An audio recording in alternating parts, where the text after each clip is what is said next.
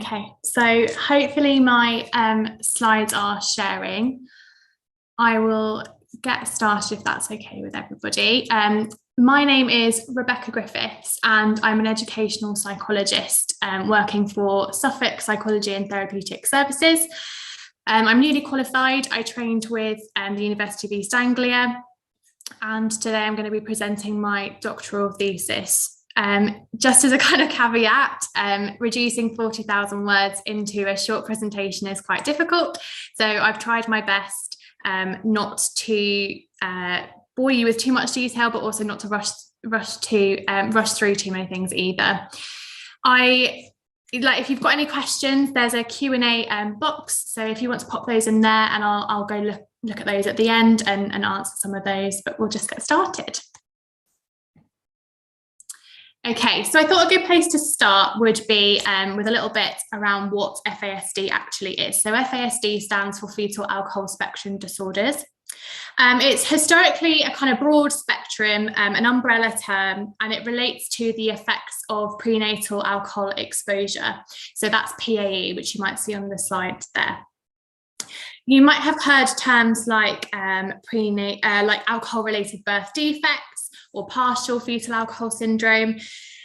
Those are kind of historic terms. We've got these three terms that are left on the screen, and those have come from the first UK clinical diagnostic guidelines, which were introduced in 2019. Up until then, we were using kind of other countries' guidelines, which kind of is why we've got so many different terminology, so much different terminology. I think the really important thing to highlight here is the difference between with and without facial features. So quite often those of you who are kind of familiar with FASD might have heard about the kind of typical physical presentation. So for example, small head circumference, small weight, stature, the gap, the kind of filtrum here in between your nose and mouth might be elongated and flat. Those are just some of the examples that we might typically attribute to FASD, but actually those are only prevalent in about 10% of cases. So otherwise, FASD is known as an invisible disability. Physically, there will be changes to the brain structure, but obviously we can't necessarily see those. And it's an organic brain damage and impairment is essentially what it can result in. So in terms of prevalence, the global prevalence is thought to be between 2 and 20%. And I recognise that that's a really kind of wide-ranging kind of spectrum of guesstimates, I suppose. But in terms of the UK figures, they're much more variable in terms of there's just not much research out there at all. But I think it's useful to highlight that according to NICE, in 2020, they reported that the prevalence of autism was around 1%. So if we think about global prevalence being between 2 and 20%, that's suggestive of FASD actually being more prevalent than autism. Like I said, the variation is really apparent in the UK, and you can see those detailed on the slides. But I think the main reason for that is that it's often misdiagnosed as other conditions. So for example, ADHD, autism, and sometimes attachment difficulties as well. And that's for a range of reasons that I won't go into huge depth about, but things like the level of knowledge about FASD amongst health professionals, their confidence to ask those kind of difficult questions of mothers during the kind of maternity years, mothers that are perhaps unknowingly pregnant, or relying on them to be able to accurately kind of remember and self-report the amount of alcohol that they consumed during pregnancy. There's lots of kind of ethical issues. I suppose another one of those is that you can't necessarily ask X mother to drink this amount and this mother to drink a different amount, and we'll see what happens. So it's really difficult to kind of construct those research findings, which is why it's so difficult to find out about the prevalence. One point to make as well is around FASD linking to adopted and looked after children. So it is more prevalent amongst that population, but for a number of reasons. So it might just be that actually they're more familiar and known to the services that are perhaps able to diagnose. They're likely to have had more social care involvement and therefore have more of an understanding of kind of maternal drinking. But I think the really important message from this kind of webinar and this session, if you take nothing else away, is to think that alcohol is the catalyst and alcohol is the cause, not the person. There's a little bit of a kind of us and them mentality around kind of societal expectations. But actually, whether you're having a drink with work colleagues on a Friday afternoon or having a drink in a can at home, they don't discriminate. It's the same outcome. So in terms of the effects of kind of the presentation, the profile for those with FASD is hugely variable, and no two children with FASD will be the same. It relates to the fact that there's multiple factors that kind of affect the presentation. So things like the pattern of drinking, the timing of consumption, and the kind of volume. So during gestation, when the fetus is kind of developing, there'll be sensitive time kind of periods, and depending on when the alcohol is consumed, that will impact what part of the fetus is kind of affected. The part of the brain obviously develops over a period of time. Like I said earlier, the kind of physical effects are only in a really small percentage, but that's why it is often sometimes called the invisible disability. It's quite useful also to think here about, again, the lens of intersectionality in terms of trauma that children, particularly looked after and adopted children, young people might have experienced. And I think when I approached this research, I had my own kind of wonderings around what may or may not be the outcome. So I suppose I hypothesized that children who have experienced trauma and have FASD are likely to have even more negative outcomes potentially. But a study done quite recently in 2019, and I'm going to read the study exactly as the findings, so I want to make sure I kind of share those accurately, but I think they're really important to share. So this was by Price in 2019, and he found no statistical difference between those who had single exposure, so that's exposure to alcohol or trauma, or dual exposure, which is exposure to alcohol and trauma. So moreover, those with dual exposure, so those that had had exposure to alcohol and trauma, had cognitive and behavioural functioning, so that's executive functioning, working memory, which was more closely related to those who had single exposure to alcohol only, which suggests that actually the effects of prenatal alcohol exposure might be more damaging than trauma, because the impact was more closely linked to those that had alcohol only rather than trauma only. So I think that's quite a powerful point when we think about how much better researched trauma is and how much better understood it is within our kind of profession. So just quickly, the kind of developmental profile. So the physical kind of brain damage caused by prenatal alcohol exposure is referred to as a primary difficulty. It used to be called a primary disability, but we've kind of moved away from that language now. And it's thought to impact the 9 kind of brain domains that are on the top left of your screen. Something to draw attention to there, linking back to my earlier comment about kind of misdiagnosis. So for example, focus and attention is one of the brain domains that would be affected. You can then see how that might link quite easily to other diagnoses such as ADHD. I won't go into kind of great depth, like I said, about that, but just to explain the other 2 images on the slide. So on your bottom right, you've got on the left-hand side a brain of a typically developing fetus, and on the right hand side of that is a brain that has been impacted by prenatal alcohol exposure.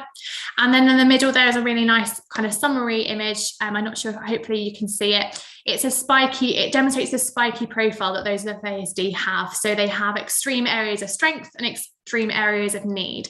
And a really good example of that would be language. So quite often children, young people with FASD can present as really confident, really mature in their use of language, but actually their receptive language and their understanding is much less well developed. And therefore that might go unnoticed based on how they're kind of presenting externally. So the rationale for my kind of research is kind of pulls all of this together. So obviously it was around prevalence that really concerned me, that it's believed to be much higher than other neurodevelopmental disorders, but also the fact it disproportionately affects looked after children and adopted children and young people as well. So far, FASD is really well understood as kind of a medicalised term and a within child condition, and it's very much a deficit kind of focus. there was no research that was thinking about strengths or hopes for change, or maybe moving away from that narrative of it being something that needs fixing and abnormal.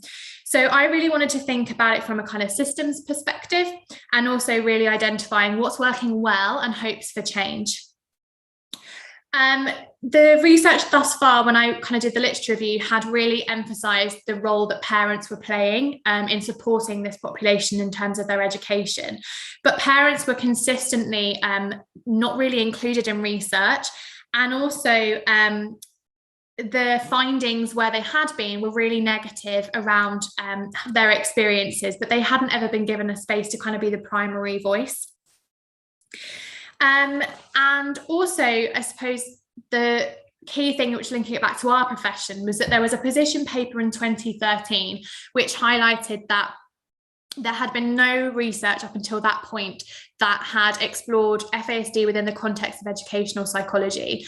And that was that was 10 years ago. And since then, there's only been 2 unpublished theses, which is obviously really positive.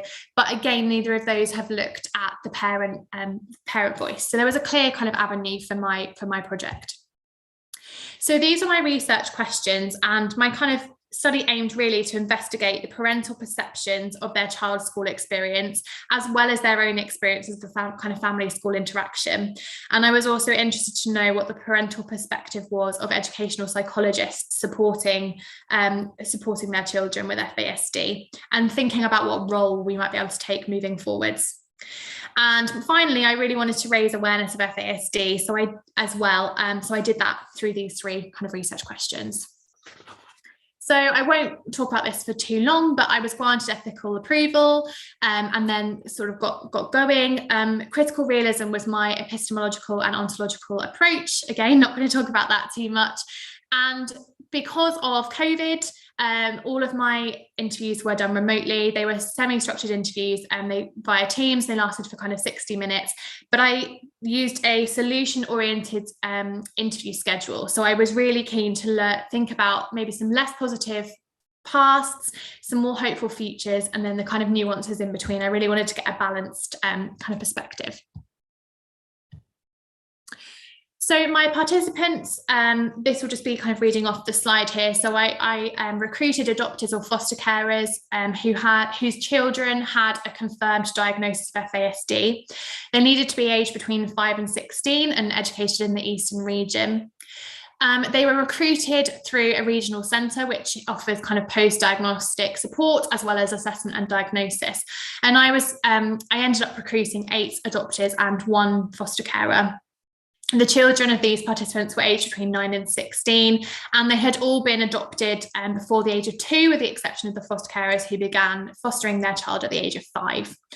The kind of average age for getting a diagnosis amongst these participants was 8.8 years old, which is consistent with the literature, and that it's later primary years. And another, I suppose, interesting kind of demographic around my participant population was that 70% of them had 1 confirmed or ongoing diagnosis in addition to FASD, which kind of shows the kind of comorbidity, but also potentially misdiagnosis and multi-level diagnosis as well. So I analysed my data using Braun and Clark's 6 phases of reflexive thematic analysis.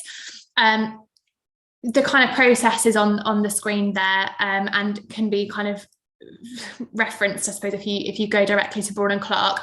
I think the main reason I chose reflexive thematic analysis really for me was that I was very aware of my position. Before I started the doctorate, I was a teacher, and then during the doctorate, obviously I was a trainee, and I was very aware that I was asking parents to reflect on their experiences of teachers and schools and educational psychologists. So I kind of had to consider my position within that as well. So once my data had been analysed, I ended up with these 4 themes and several sub-themes. So I'll go into them in a little bit of detail now and with extracts on the screen, but with time I'll try not to rush too much. Okay, so the first theme was around understanding the individual, and this really captured feelings that parents felt their child needed to be understood not only as an individual, but as an individual with FASD as well. No two individuals were the same. Their needs were different, their strengths were different. And it was really about trying to understand the individual, what made that individual tick, and what was going to work for them. They did, however, really talk about, whilst needs were varying, overwhelmingly education was a difficult experience. They were quite negative in terms of how education had been for their children and young people. Parents were really matter of fact about the kind of within child element of FASD. So they called it organic impairment, for example, but they also acknowledged the kind of other variables around it, for example, attachment. The sub-theme behaviour as communication is really around how children express just how difficult school was for them. So the difficulties only got harder as the curriculum got harder, and there were other kind of pressures moving from primary to secondary school. Coping strategies is a really powerful point. So I think it's the 5th extract on the slide, talks about how actually for this young person, he really struggled remembering his way around school. So the way he had developed a strategy to kind of cope with that was to learn an individual person in each of his lessons who was also in his next lesson, and he would follow that person to their next lesson as their way of getting around the school. If that person was off ill, they did not know how to get to their next lesson. And I think that just shows the extent of kind of adaptations that these children and young people were making to kind of make school better for themselves. The individualized kind of approach as well also extended into how parents spoke about external professional support. So EPs really needing to tap into, again, what makes them tick, their strengths, their interests, but also how in the school environment that wasn't often happening. So things like the universal behaviour policies being quite rigid and inflexible within those, and behaviour management techniques being maybe not conducive to the needs of these children. The second theme was around sense of belonging, and it really captured the idea that the child's experience of school was a place that kind of fostered a sense of belonging, but also severed that sense of belonging as well. And it was supported by relationships and acceptance and feeling safer within a kind of relational approach. But parents also felt that their child were left feeling different, and that they did not have an obvious place or fit within the kind of broader education system. So there was a real importance placed on relationships, and that was with peers and adults alike. Parents deemed that peer relationships actually might be one of the only positive things that their child would talk about in relation to school. There was such weighting placed on the kind of peer group. But equally, there were also some worries held around peer relationships. These children, young people were desperate to be accepted, to be liked. They had a real strong want to belong, and therefore they were quite easily coerced. They were vulnerable to giving into things like peer pressure.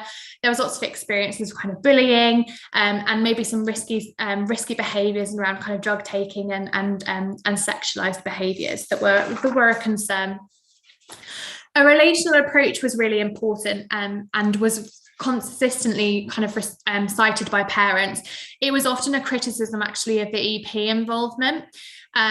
It was talked about the context that EPs only tend to go in on one visit and then leave, and that just wasn't enough time to kind of build up that rapport and develop relationships and trust, I suppose, with these children, young people.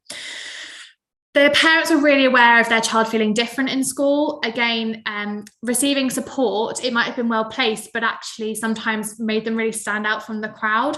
Behaviour management was really public. It induced feelings of shame, and shame was an emotion that really came through as something that these parents felt that their children experienced above and beyond other kind of children that didn't have FASD.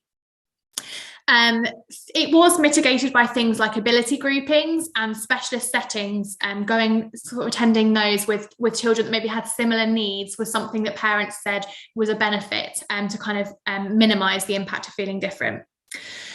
The children, had been educated in a variety of settings, so some mainstream, some specialist. There was real conflicting views around where was best placed, and again that came back to the previous theme around it being an individualised approach. I think what it did kind of show, though, was actually that it was all very well and good for parents saying, we're giving you this kind of voice. We want to know where you'd like your child to go. But for the parents, that felt like a real responsibility, and that actually there wasn't that much out there for them to draw on. They didn't have the knowledge of what was available, but actually, was there even anything available anyway? When we think about schools and provisions that are set up specifically to help children, young people with autism, for example, they felt that FASD had kind of been neglected in that sense. The third theme was around collaboration and communication. So it was really around having a kind of working relationship with their child's setting, school setting. It was really variable in the extent to which this had been achieved. Their parents were really playing an active role in this collaborative relationship, but there was kind of a bit of debate around whether it was an expectations for parents to be involved or whether it was a voluntary role that they were kind of undertaking. So quite often it involved there being this kind of assumption that parents needed to be physically present, which was really difficult for parents that obviously had jobs and other responsibilities and commitments to kind of undertake as well. Two-way communication was really vital, and that was a real barrier that was found as a result of COVID. Parents couldn't just quickly grab a teacher at the end of the school day, and that really severed some of those collaborative opportunities. Responsibility was also often weighted towards parents. So quite often there were things like, oh, the child's behaviour is so disruptive, actually we can't have your child on site unless you're here as well, which was clearly a school remit rather than a parental responsibility. And pursuing issues of accountability and kind of challenging was something that was a real barrier to collaboration. And parents felt that this at times made them a bit of a nuisance to schools, which wasn't their hopes at all. They were fighting for the needs of their children. But also they didn't trust schools that they were communicating and being open and honest. They didn't trust them to follow through with the actions that they said they would do. And they didn't trust that the information that was being shared with them was necessarily accurate. So quite often, they said it wasn't until they had a report from a professional such as an EP that they actually understood just how difficult school was for their child. They also felt like they were being blamed as part of that interaction, a lot around parenting and being kind of responsible for this. They didn't necessarily feel like they were authentically included or listened to. It was quite tokenistic. And that was the same in terms of power distributions within EP involvements as well. Quite often they weren't included at all or were viewed clearly as a non-expert, which felt uncomfortable for them. And also at other times they hadn't been asked to be involved in EP involvement at all. And therefore they were really concerned by how the EP had understood their child and their needs. On the other hand, some people had really positive experiences of feeling listened to and heard and felt that actually that EP was imperative to supporting schools to listen to the parents as well.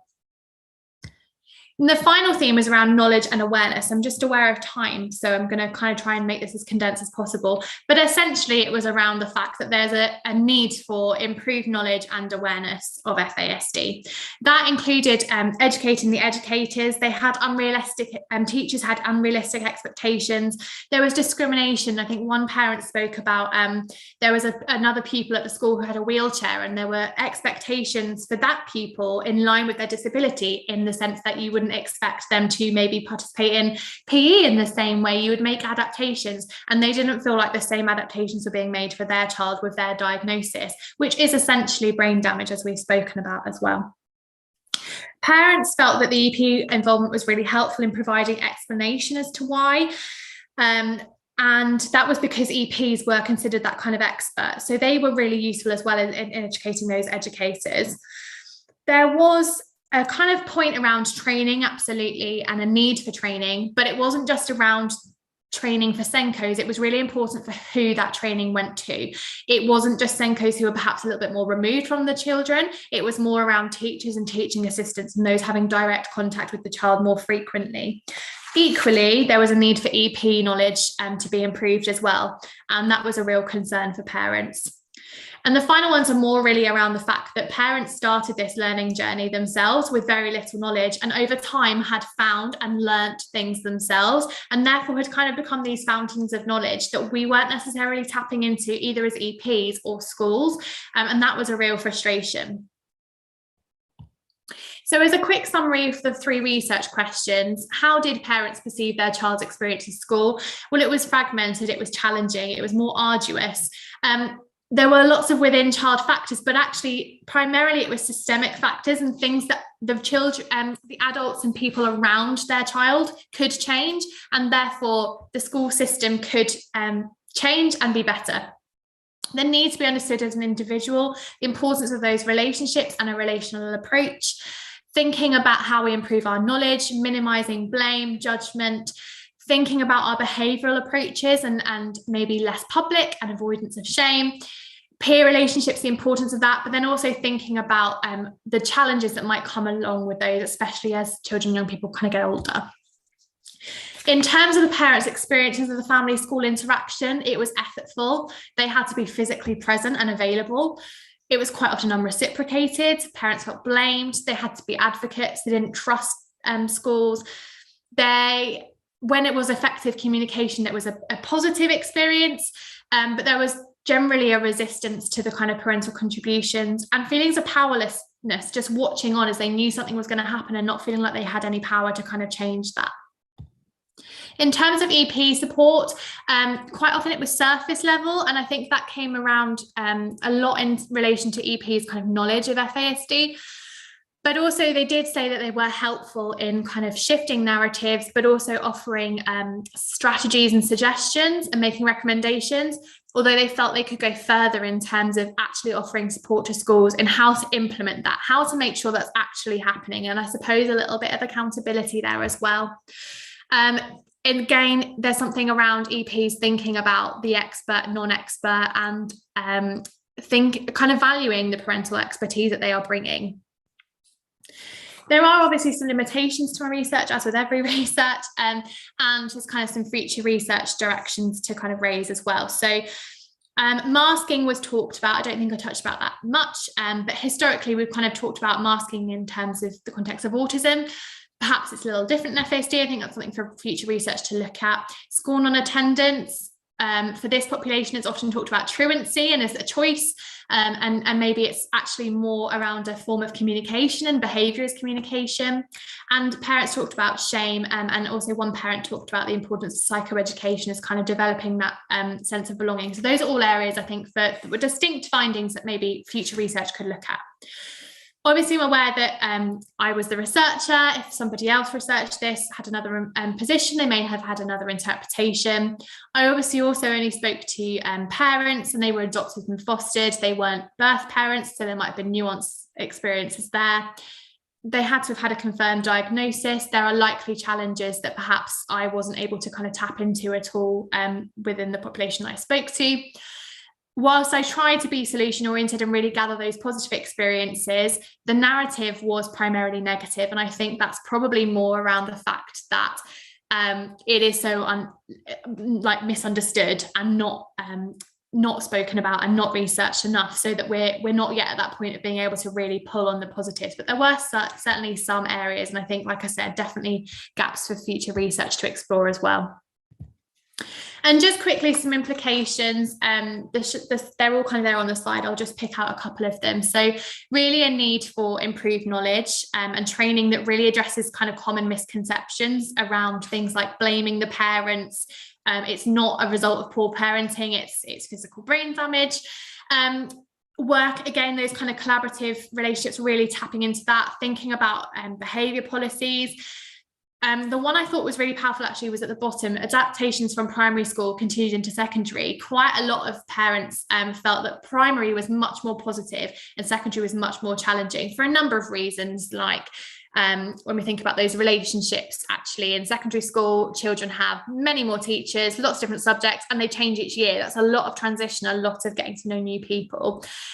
Other things such as fiddle toys and I don't know, drawing or breaks or whatever that they had in primary school were then quite often referred to as being childish in secondary school. And I think something that's really important to think about is the fact that the transition from primary to secondary school in terms of their needs doesn't mean anything, and those adaptations need to be pulled through as well. And there's some considerations for post-16 in terms of like the peer pressures and risky behaviours as well.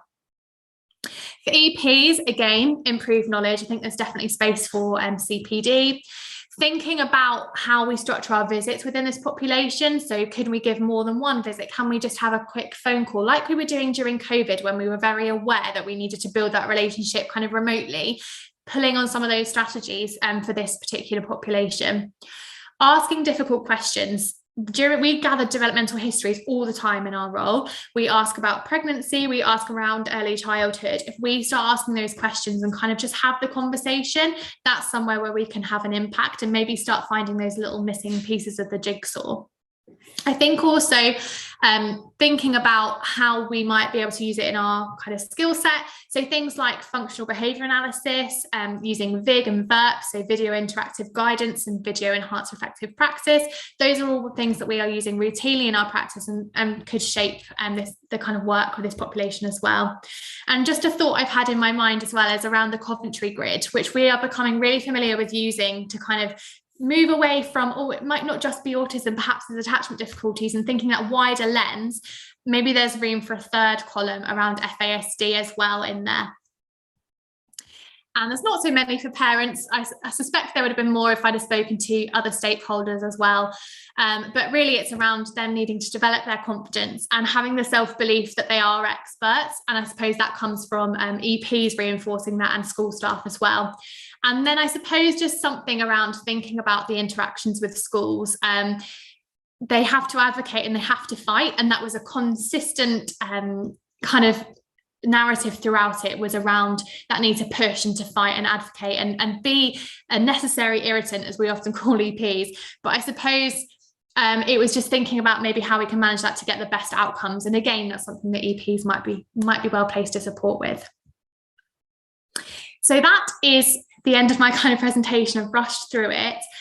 The whole thesis is available to read if you're interested. The link is there. And I've also listed a couple of charitable organisations that have loads more information, and my email address and my Twitter handle are there as well. So if anybody didn't want to put in a question now, or maybe thinks of something further down the line, feel free to contact me. I'd be more than happy to have a conversation. I don't know if there are any questions. I haven't seen any. Have a little look.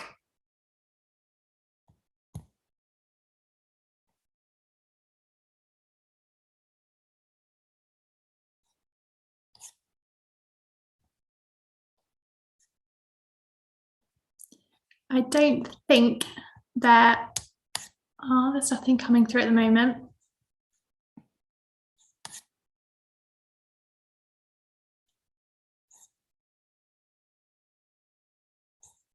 No, I can't see any. So like I said, if anybody wants to send any questions through at another time, that's absolutely fine. Seeing some nice comments coming through. So thank you very much for coming. And yeah, I think it'll be available on YouTube as well if you wanted to refer back to anything at a later point. Thank you so much.